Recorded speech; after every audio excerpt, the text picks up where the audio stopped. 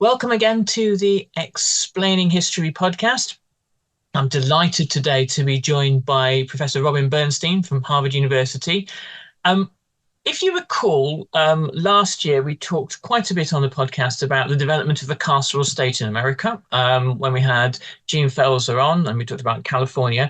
And we've kind of got a similar sort of theme here about looking at the historical roots of mass imprisonment in America and prison for profit in the story of the of William Freeman, who was an Afro-Native American imprisoned in some of the most brutal circumstances imaginable.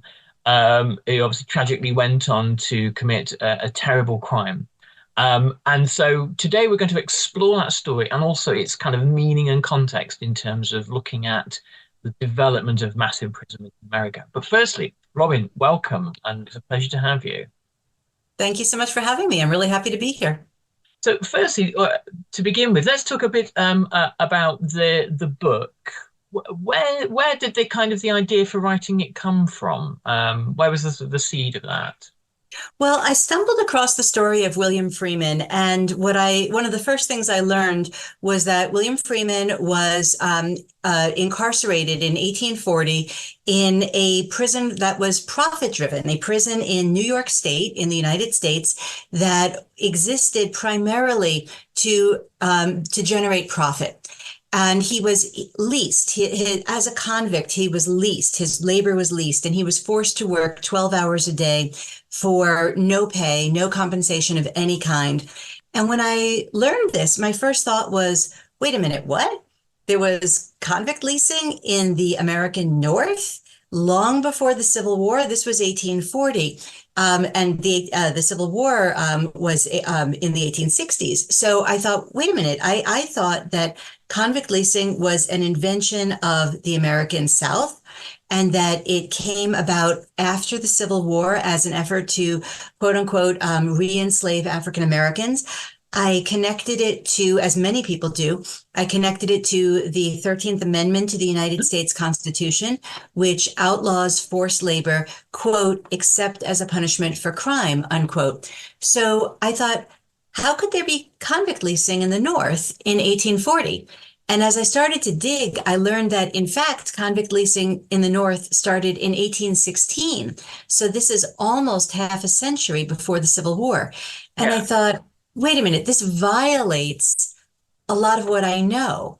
And if I don't know this history, that actually the convict leasing began in the North long before the Civil War, if I don't know that, I bet a lot of other people don't know that either.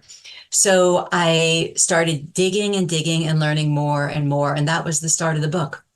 So here we have this very kind of convenient fiction, and it's something that sort of, I suppose, in the northern states liked to think about themselves in reflection to the southern states. They said, well, the slavery is a southern thing.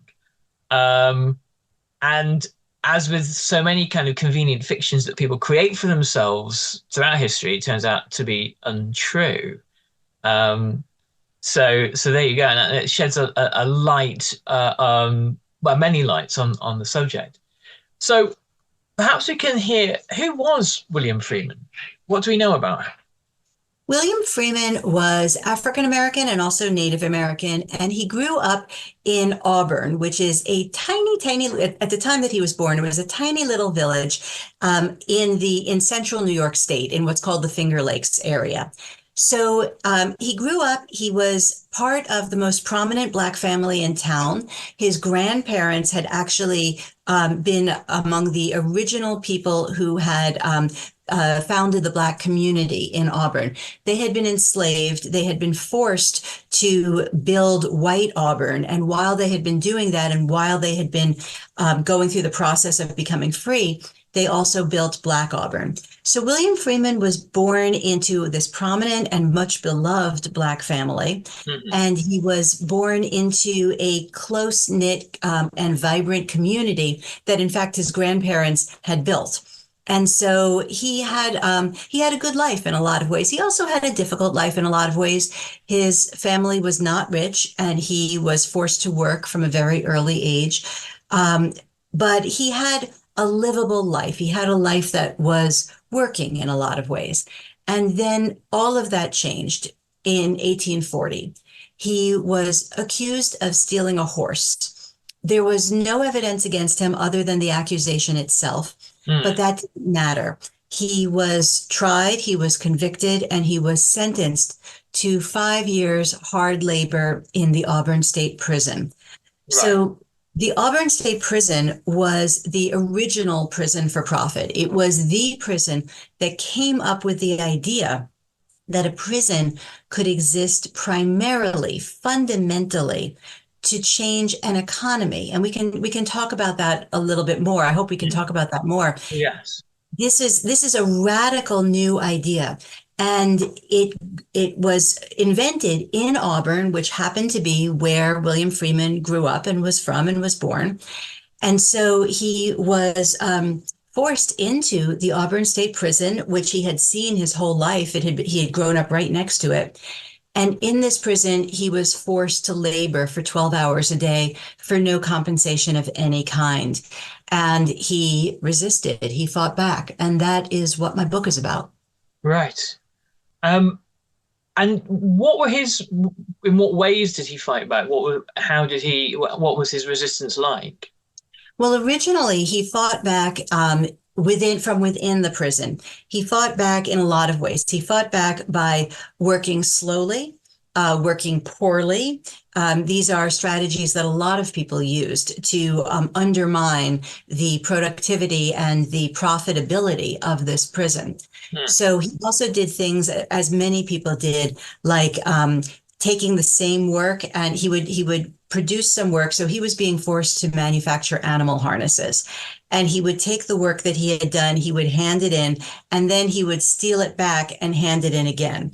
So this was a way to avoid being exploited as fully as the prison wanted to exploit him. He also talked back. He said very clearly from the beginning that he did not want to work, that he was falsely incarcerated, and that he deserved to be paid for his work, and he also did not want to work at all. And just the fact that he spoke was actually enormously brave, because one of the features of the Auburn State Prison, and this is very hard to take in, this is so shocking, one of the features of it was that the prisoners were not allowed to speak at all, ever. And it's very hard to understand this. It was also known, the Auburn system was known as the silent system. So incarcerated people were put into solitary confinement every single night, which is a form of torture. And then during the day, they were forced to work together in factories that were built into the prison. And during that time, they were not permitted to speak to each other at all. And they were not permitted to look at each other's faces at all. So communication was meant to be very sharply controlled. And the purpose of this was not punishment. The purpose was productivity. The purpose was to prevent them from organizing against the prison. Right. And so William Freeman spoke back, and he talked to guards, and he said he did not want to work. And that alone was an enormously brave act. I was just saying, it's interesting to talk about the purpose behind mass incarceration. There are its proponents argue it's reformative, or it's, there's restorative justice, or it's punitive. But here we're talking about the extraction of labor. And interesting, I'm not a massive kind of archive of knowledge on prisons, but the one that I can think that is most analogous to that was Stalin's gulags. The purpose from about 1924 onwards is the extraction of free labor for the most part. Killing political prisoners too, fine, but really it's about building a new Soviet society from the extraction of free labor. So it's interesting that you have that, really.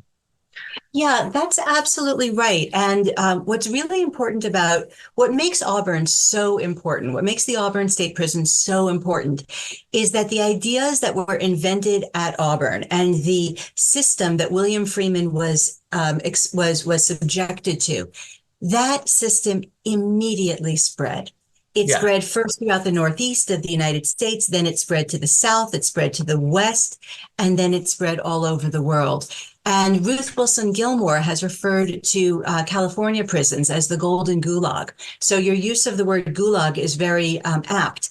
And in fact, this idea that a prison can exist primarily to extract labor, that's the absolute core of the idea that a group of white entrepreneurs in Auburn came up with. So when you make that connection, actually, it's not an analogy. yeah, This is the system that metastasized throughout the entire world. And this is the system that we are living with today. One of the ways that I like to explain it to people is I say, okay, imagine that I wanted to open up a prison in your neighborhood. And I wanted to make the argument that this was a great idea and you should support it. Would I argue that prisons deliver justice and you want more justice in your neighborhood, and that's why you should support a prison? Would I argue that prisons help people become better? They help people improve their lives. They help improve people's morality, their religion. And you support that. You support people becoming better people. And that's why you should welcome a prison in your neighborhood. Or would I argue that prisons bring jobs? And that's why you should support it, because it'll be good for your neighborhood because there'll be more jobs. Obviously, the answer is the third one. The first two arguments would have no persuasive power at all. yeah, It's the third argument that might actually succeed in convincing you and literally buying your consent. This is the argument that was created in Auburn. And this is the argument that changed William Freeman's life. And this is the argument that we're all still caught up in. yeah. And I suppose in reality, when you create a large pool of free labor, which can be leased out to businesses at penny rates, it doesn't create jobs, it destroys them because, That's local artisans who are doing things at a normal wages can't compete with that. So tell me what happens next with William Freeman? So William Freeman is forced to labor in the Auburn State Prison for 5 years. He is subjected to terrible violence, mainly because the prison itself is just an enormously violent place. And the violence is part of the daily life in this prison. And I want to say really clearly that the violence, there were whippings, there was waterboarding, and William Freeman was waterboarded. In fact, they invented a new form of waterboarding that William Freeman suffered. All of this violence was not intended as punishment. It was the same as the social isolation, the silence. This is all torture, but it was not intended as punishment. It was intended as control for the purpose of maximizing productivity. Yeah, So William Freeman lived with this, and he suffered, and he was deeply unhappy. He was also very unhappy about the fact that his labor was being stolen from him. William Freeman was born free. Remember, his grandparents were enslaved. His father had been born enslaved, but had become free. His mother had always been free. And here William Freeman was part of the first fully freeborn generation in New York State. And he was locked up, as he put it, for nothing.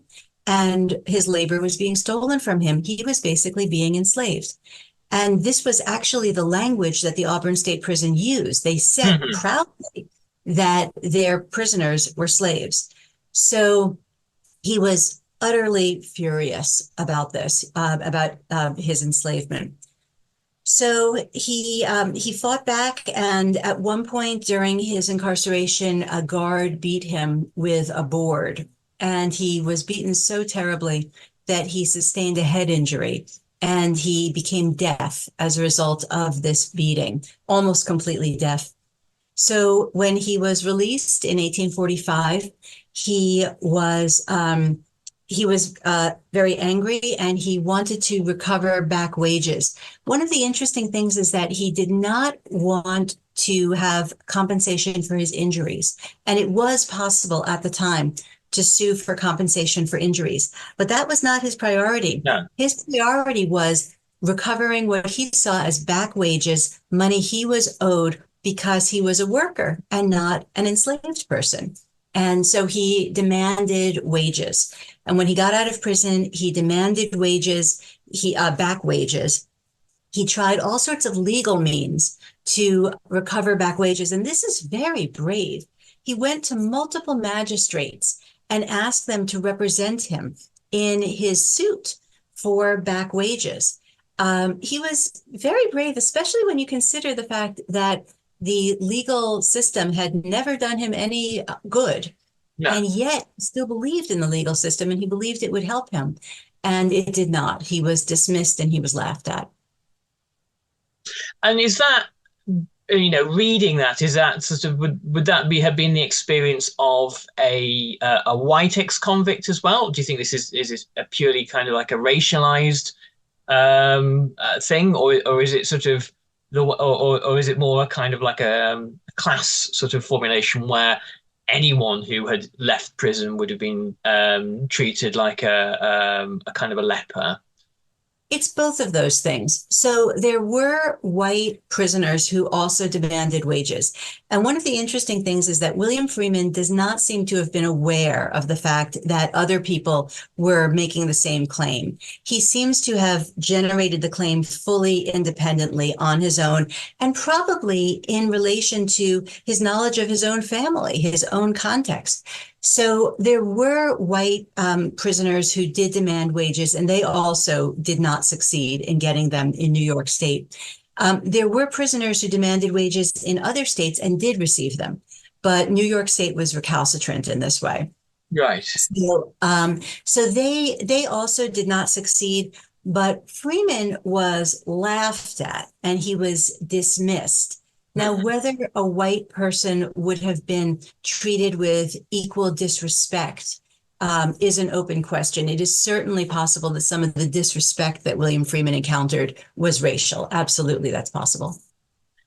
And then later on, I'm not sure how later on, but he commits this dreadful crime, doesn't he? He murders a family. He does. He does do that. And I'm really I put the word murder in the title in part because I didn't want anyone to be surprised. The murder happens halfway through the book. And I also acknowledge in the very first couple of pages that William Freeman commits a terrible murder. And what's most important about this crime is why he says he does it and why other people believe he did it. So Freeman was absolutely clear about why he committed this murder. He committed it because he wanted back pay for the labor that was stolen from him. He wanted back pay that he deserved and that he felt he was owed. So this was a challenge to the Auburn system. This is a deep challenge to prison for profit itself.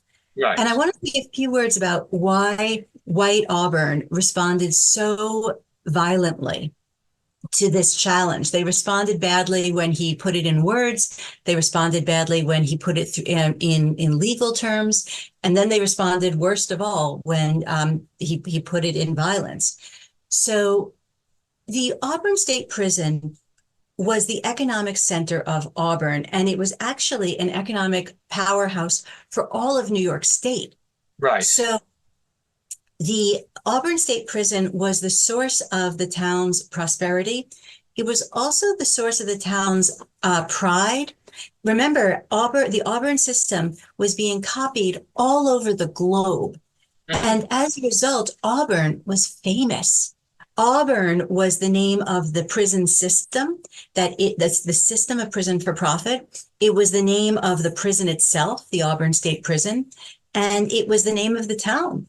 So this was an issue of pride and identity. So William Freeman was challenging the town's identity, its pride, and its pocketbook. And I nobody, was yes. going to say, I suppose, because if you were an Auburnite, I presume that's the term, in the 1840s, you're going, we've got this thing that's sort of like a factory in the middle of town. You put in the raw material at one end, bad people, then money comes out the other end, and I'm going to just go and believe that the people are reformed and become good as they come out the gates because that's convenient to believe. So honestly, what's the problem here? This is a good thing. We've solved the problem of what you do with bad people, and we generate wealth as well. So hey presto, this is wonderful. Yeah. Yeah, that was a very convenient belief, and a lot of people wanted to believe it, and a lot of people wanted to see it that way. One thing that's really important to understand about Auburn is that it functioned as a kind of company town. So every single person in the town, no matter who you were, no matter what your job was, even if you had no job, every single person was connected economically to the Auburn State Prison in one way or another. And the Auburn State, if you took out the Auburn State Prison, it would be exactly like in a company town. If the company packs up and leaves, Yeah. it's devastating for the town. Yeah. So William Freeman was challenging something that every single person in the town was dependent on in one way or another. And so he was so clear. He was saying that he committed this crime because he wanted his pay, and that the system itself had robbed him of what he was due. The system itself was wrong. He was so clear about this, but they didn't want to hear this. So white Auburnites in particular, if they could not listen to what William Freeman was saying, they could not listen to Freeman's challenge to the Auburn State Prison, they couldn't just suppress it. They couldn't just laugh it off. They could laugh it off when he was just saying it. But once he articulated it through a crime, they could no longer just laugh it off. So they had to deal with it, and they could not suppress it. So instead, what they had to do was they had to come up with another explanation, because they could not hear what he was actually saying. Yes. They would not hear it. So they had to come up with another explanation for why William Freeman committed this murder. And the explanation that they came up with, of course, was that he did it because of race, that he did it because of his race. He did it because he was Black, and he did it because he was Native American. And this was one of the origins of the racist libel, that there is some sort of biological necessary connection between Blackness and criminality. Right. And that horrible, horrible racist libel that we are all living with today, this was one of the moments, one of the really early moments when that racist lie became conceived. Yeah. And because William Freeman's crime was very big news, and it made news nationally, this relatively new idea got articulated over and over in newspapers, and it spread. So this is one of the terrible results that I talk about in my book, Freeman's Challenge, the murder that shook America's original prison for profit. Mm-hmm. This is one of the moments when that happened, and people who read my book will actually meet the individuals who came up with this evil idea, the individuals who generated this idea in this one particular time and place, and who spread it. And one of the most shocking things is who they were and why they spread this idea. Some of them were progressives. Some of them were liberals. Some of them were even anti-slavery. And yet, these are white people who came up with this horrible idea that has so much power today. And these are some of the individuals that people will meet when they read my book. And I suppose if you're, a liberal, a progressive, an abolitionist, and you say, yeah, but look, they're kind of savages too. There's something inherently criminal about them. I mean, we probably shouldn't enslave them. That's a bad thing.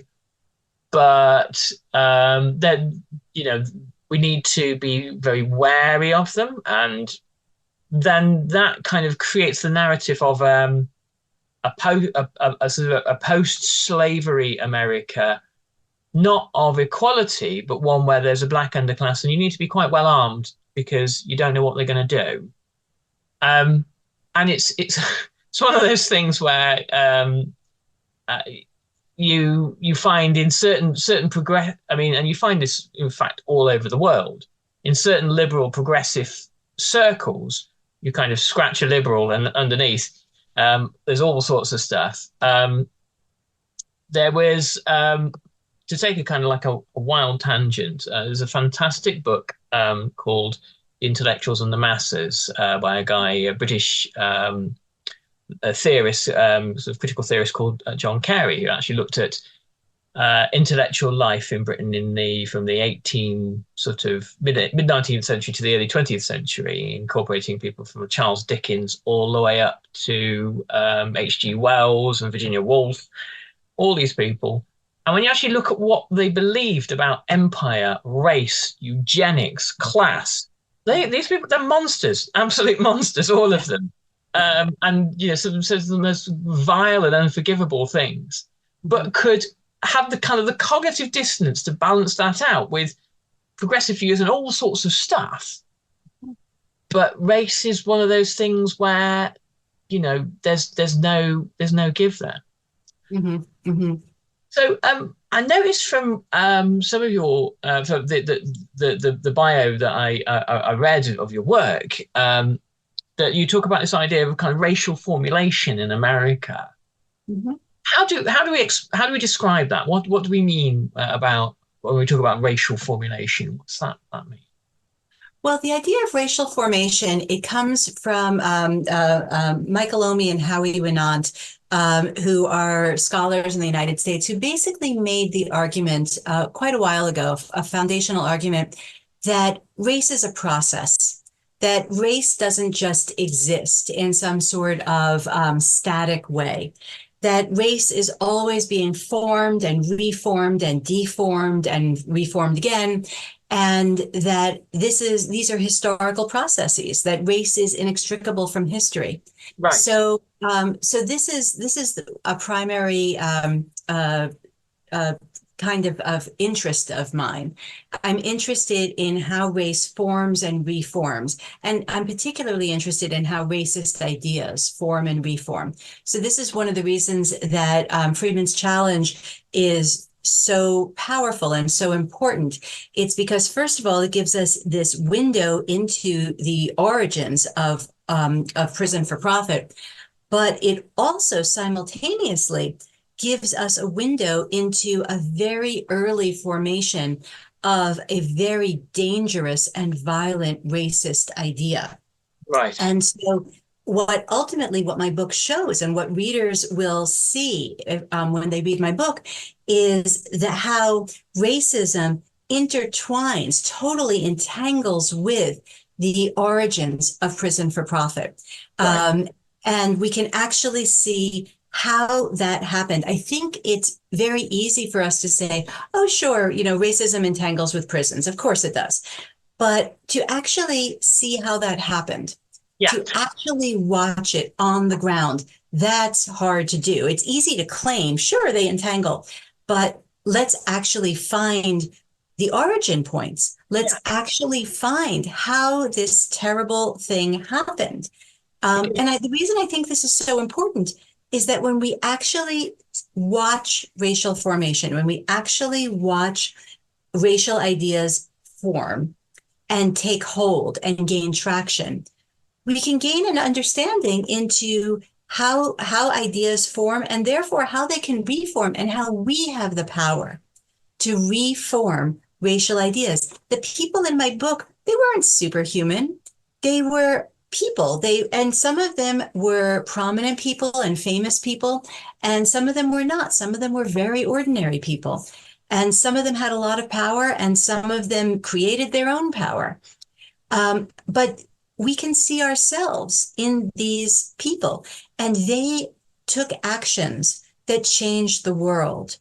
And if we really look at those actions and understand how they change the world for the worse, Yeah. we can imagine ourselves as historical actors. We can claim our own power to change the world, I hope, for the better.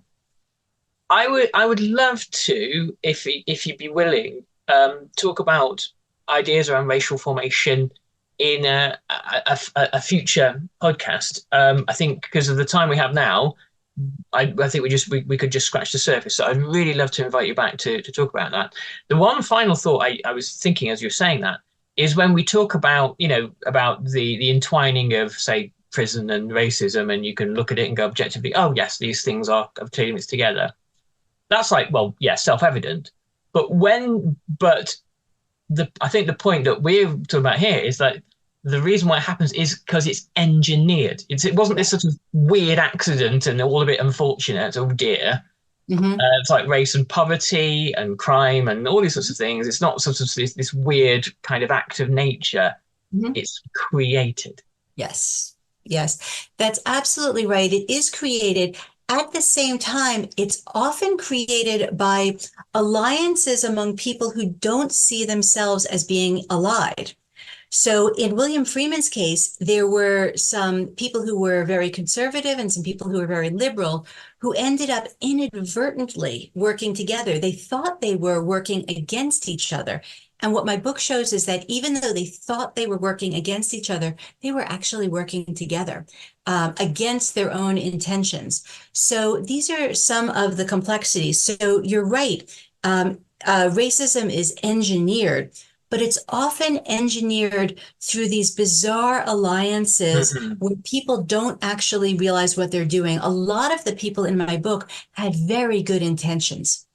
And I think that's one of the things that I hope people will take away from my book and perhaps sometimes recognize themselves when they read about these people who had good intentions Yeah. and ended up doing such dangerous, violent things that changed history. So I hope people will read my book and perhaps have cautions against some of their own choices that they're making and be able to see some of the possible implications.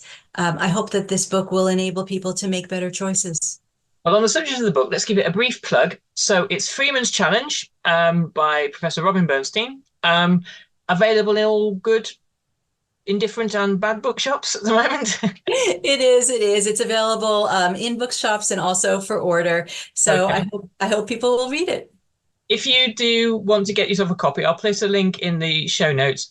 Please, whether you're in America or Britain or wherever you listen to this, support your local bookshop.